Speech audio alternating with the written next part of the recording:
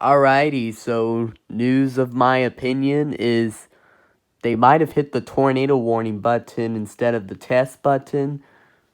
Because back, like last Wednesday, remember when it was storming out? If any of you live near me, well, if you, my friends, are watching this, remember how stormy it was last night?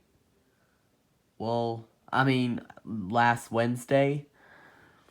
Well, they might have pressed the tornado warning button before to prepare to set it off, to set them off, the sirens, but there was no tornado spotted. So they when it got sunny and then before the first Saturday of the month, they must have forgot to press the test button. I think that was the reason I think that's the reason they went off for like 2.5 minutes, because it didn't even seem like it was 3 minutes long.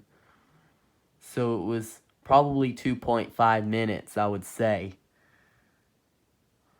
So that's probably why they went off for long and did no voice.